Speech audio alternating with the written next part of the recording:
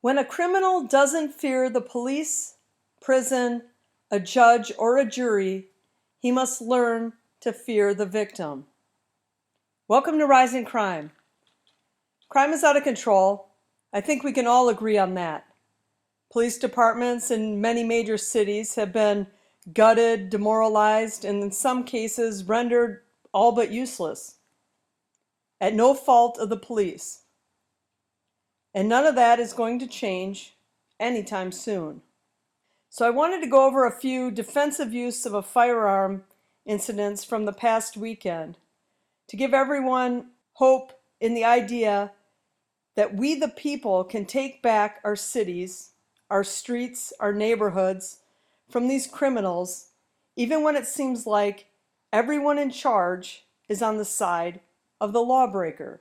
On September 4th, in Tulsa, Oklahoma, around 1:43 a.m., a man shot another man as he attempted to break into his home. The homeowner called the police and said he had shot the burglar, and when officers arrived, they found a man at the bottom of some stairs with a single gunshot wound. There was a second man with the man who was shot who fled the scene. People might think of Tulsa as this nice Midwest city, but Tulsa has a crime rate 161% higher than the national average, violent crime 192% higher, and Tulsa's murder rate is about the same as Chicago. This is considered Tulsa's 54th homicide of the year. And the city is on pace to have around 80 homicides, which would give them a murder rate around 20 by the end of the year. A similar situation occurred in Kaiser, Oregon, the same night, around 2:20 a.m.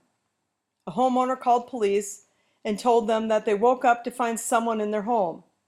He fired one shot at the home invader, and that man was pronounced dead.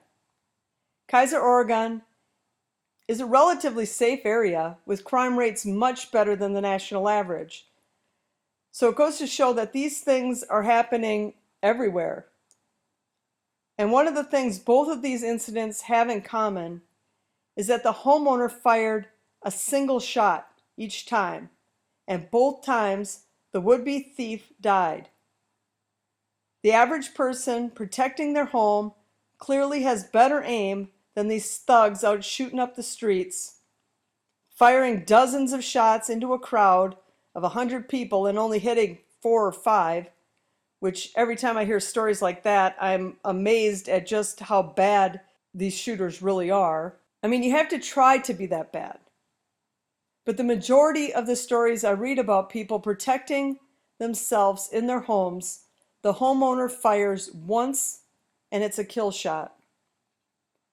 A few days earlier, on September 1st in Pasadena, Texas, a woman was leaving a business through an electric gate.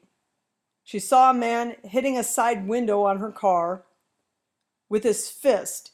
He then began yelling at the woman. The woman was able to leave and close the gate behind her. The man then got into his vehicle, drove through the gate, and crashed into several parked cars inside the business. A second woman was outside the building, but inside the gate, went and got a handgun and confronted the man, who then attacked her, leading to a struggle. She managed to fire 2 shots, and the struggle ended. The man was taken to the hospital, where he was pronounced dead. The woman was not injured. It is unknown at this time why the man confronted the first woman. And so this is a good example of one woman protecting another. And from the sounds of it, she shot the man at very close range. This was in Texas, so the stand your ground law should protect the woman of any charges, although it was said a grand jury will decide if charges will be filed against the shooter. More of this is what it's going to take because the DAs aren't doing it, the judges aren't helping, and the cops, although they do their part, it's a moot point if the DAs and judges aren't doing their jobs. The only bad thing that I can see about this method of making a neighborhood safe is that by the time the criminal realizes he's made a mistake, it's too late and he's already dead. And stories like these are not talked about as much as, say a white cop shooting a black man would be.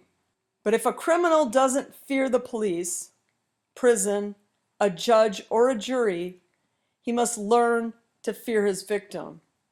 That is where we'll see change. Well, that's all I got for you today. So stay safe, America. Keep your head on a swivel, and remember, a bullet can travel over a mile unimpeded. So keep dodging those strays until these shooters get better aim. Thanks for listening, and I'll catch you on the next one.